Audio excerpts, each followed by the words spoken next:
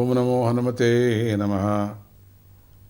ಹನುಮಂತನ ಉಪಾಯವನ್ನು ಕೇಳಿ ಎಲ್ಲರೂ ಕೂಡ ಬೆರಗಾಗಿಬಿಡ್ತಾರೆ. ನಾನು ಬೆಳಿತೀನಿ ಆಕಾಶದವರೆಗೂ, ಹತ್ತಿ ಎಲ್ಲರೂ ಹಿಡ್ಕೊಳ್ಳಿ, ಅವರವರ ಶಕ್ತಿಯಾನುಸಾರ ಹಿಡ್ಕೋಬೇಕಟ್ಟೆ ಅಂತ ಹೇಳ್ದ. ಶ್ರೀರಾಮನ ಇದಕ್ಕೆ ಒಪ್ಕೊಂಡ್ಬಿಡ್ತಾನೆ. ಇನ್ನೇನು ಹನುಮಂತನಿಗೆ ಬೆಳೀಲಿಕ್ಕೆ ಆಜ್ಞೆ ಕೊಡಬೇಕು ಅನ್ನೋಷ್ಟರೊಳಗಾಗಿ ಮತ್ತೆ ಅಶರೀರವಾಣಿ ಹೇಳ್ತಾ ಇದೆ, ಶ್ರೀರಾಮ,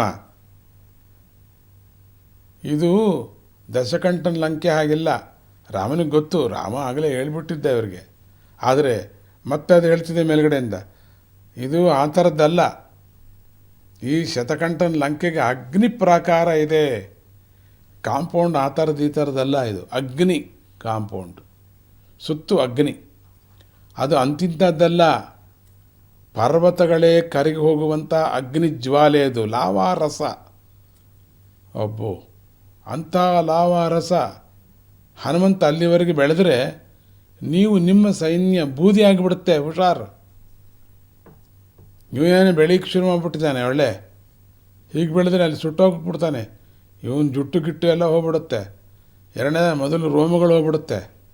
ಯಾವಾಗ ರೋಮಗಳು ಹೋಗ್ಬಿಟ್ಟೋಗ್ಬಿಡುತ್ತೆ, ಹನುಮಂತನ ಮೈ ಮೇಲಿರೋ ಕೂದಲೆಲ್ಲ ಸುಟ್ಟೋದ್ಮೇಲೆ ನೀವೆಲ್ಲ ಏನು ಗತಿ, ಎಲ್ಲ ನೆತಾಡ್ತಿದ್ದೀರಿ, ಎಲ್ಲ ಅಷ್ಟೇ. ನೀವೆಲ್ಲ ಸುಟ್ಟೋಗ್ಬಿಡ್ತೀರಿ, ಕೆಳಗೆ ಬಿದ್ದೋಗ್ತೀರಿ, ಎಲ್ಲ ಉದುರೋಗ್ಬಿಡ್ತೀರಿ ಪುಡಿ ಪುಡಿಯಾಗಿ. ಅದರಲ್ಲಿ ಅಲ್ಲಿಂದ ಬಿದ್ದರೆ ನಿಮ್ಮ ಗತಿ ಏನಿದೆ? ಇನ್ನು ಹನುಮಂತ ರೂಪವೇ ಇಲ್ದಾಗ ಆಗ್ತಾನೆ ಅವನಿಗೆ. ಕೂದಲು ಸುಟ್ಟೋದ್ರೆ ಅವನು ಯಾರು ಗಮನಿಸ್ತಾರೆ ಅವನ್ನ? ಆ ಪರಿಸ್ಥಿತಿ ಏನೋ ದೊಡ್ಡ ಅಂದ್ಕೊಂಡ್ಬಿಟ್ಟಿದ್ದಾನೆ ಹನುಮಂತ. ಬೂದಿ ಆಗಿಬಿಡ್ತೀರಿ ನೀವು. ಲಾವಾರಸ ಅದು, ಸಾಧಾರಣ ಅಗ್ನಿನೂ ಅಲ್ಲ ಆರಿಸೋಕ್ಕೆ. ಉಫ್ ಅಂತ ಏನೋ ಅಂದ್ಕೊಂಡಿದ್ದಾನೆ ಹನುಮಂತ. ಉಫ್ ಅಂತ ಆರಿಸ್ಬೋಣ, ಗಾಳಿ ಮಗ ನಾನು ಅಂತ ಗೊತ್ತಾಗುತ್ತೆ ಅವನಿಗೆ. ಈ ಮಾತನ್ನು ಕೇಳಿಬಿಟ್ಟು ರಾಮನ ಮುಖ ಬಾಡಿ ಹೋಗ್ಬಿಡುತ್ತೆ. ರಾಮನ ಮುಖವೇ ಬಾಡಿ ಹೋಗ್ಬಿಟ್ರೆ ಹೆಂಗಿರಬೇಕು ನೋಡ್ಕೊಳ್ಳಿ. ಆದರೆ ಹನುಮಂತ ಮಾತ್ರ ಅತಿಯಾದ ಉತ್ಸಾಹದಿಂದಲೇ ತನ್ನ ಬಾಲನ ಗಿರ್ರ್ ಅಂತ ತಿರುಗಿಸಿ, ಇವೆಲ್ಲ ಇಳಿರಯ್ಯ ಕೆಲವರು ಅಂತ ಇಳಿಸ್ಬಿಟ್ಟು ಬಾಲ ಎತ್ತದಾಗಿ ತಿರುಗಿಸ್ತಾ, ಅದರಿಂದ ಹೊರಟ ಗಾಳಿಯಿಂದ ಶತಕಂಠನ ಅಗ್ನಿ ಪ್ರಾಕಾರ ಜ್ವಾಲೆಯನ್ನು ಒಂದೇ ಸಲಕ್ಕೆ ಚದುರಿಸಿ ಅದನ್ನು ಸಮುದ್ರದಲ್ಲಿ ಹಾಕಿಬಿಡ್ತಾನೆ. ಇವನು ಹೇಳಿದ್ದನ್ನು ಗಮನಿಸ್ತಾನೆ. ಉಫ್ ಅಂದರೆ ಹೋಗಲ್ಲ ಅಂತ. ಆಗ ಹನುಮಂತನಿಗೆ ಗೊತ್ತಾಗುತ್ತೆ, ಉಫ್ ಯಾತಕ್ಕೆ ನನ್ನ ಬಾಲದಿಂದಲೇ ಮಾಡ್ಕೋತೇನೆ. ಅದನ್ನು ಹೇಳಿಲ್ಲ ಅಲ್ಲ. ಆ ಬಾಲದಿಂದ ಅಷ್ಟೊಂದು ತುಫಾನ್ ರೀತಿಯಲ್ಲಿ ಅಷ್ಟು ಗಾಳಿ ಬರುತ್ತೆ ಅನ್ನೋದು ಆ ಅಶರೀರವಾಣಿಯಾಗಿರ್ತಕ್ಕಂಥದ್ದು, ಆಕಾಶವಾಣಿಯಾಗಿರ್ತಕ್ಕಂಥದ್ದು ಅದಕ್ಕೇನು ಗೊತ್ತಿತ್ತು? ಅದು ಏನಾದ್ರು ಬಂದರೆ ಅದು ಎಗರೋಗ್ಬಿಡ್ತಿತ್ತೇನೋ. ಅಂಥ ಒಂದು ಗಾಳಿಯನ್ನು ಹಾಕ್ತಾನೆ.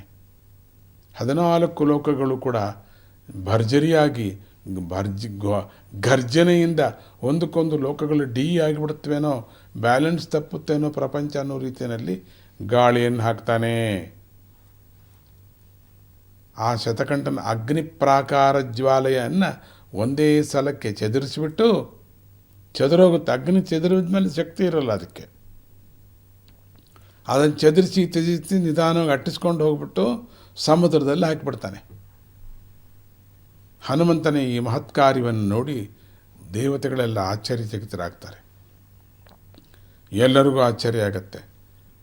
ಆದರೆ ಈ ಹನುಮಂತನ ಶರೀರ ಮೇಲೆ ಇರತಕ್ಕಂಥ ಬೆಟ್ಟದ ಮೇಲೆ ಇರೋ ಕೂದಲುಗಳಲ್ಲಿ ಹಿಡ್ಕೊಂಡಿದ್ದಾರಲ್ಲ, ಮರಗಳನ್ನು ಹಿಡ್ಕೊಂಡಿದ್ದಾರಲ್ಲ, ದೊಡ್ಡ ಸರ್ವೆ ಮರಗಳನ್ನು ಹಿಡ್ಕೊಂಡಂಗೆ, ಅವ್ರಿಗೇನು ಆಗಲಿಲ್ಲ. ಅವ್ರಿಗೇನೂ ಆಗದೇ ಇರುವಾಗ ಗಾಳಿನ ತಿರುಗಿಸಿದ್ದಾನೆ ಭೂಪ, ನಮ್ಮ ಹನುಮಂತ ಭೂಪ. ಶ್ರೀರಾಮ ಸಮಾಧಾನದಿಂದ ಆ ಬಾಲವನ್ನು ಹಾಗೆ ಇಟ್ಕೊಂಡಿರು ಅಂತ ಆಂಜನೇಯನಿಗೆ ಹೇಳಿ, ತಾನೇ ಸೀತಾದೇವಿ ಸಮೇತನಾಗಿ ನರ ವಾನರ ರಾಕ್ಷಸರ ಸೈನ್ಯವನ್ನು ಕೂಡ ನಡೆಸ್ಕೊಂಡು ಶತಕಂಠ ಲಂಕೆಯವರೆಗೆ ಪ್ರಯಾಣ ಮಾಡ್ತಾ ಇದ್ದಾನೆ.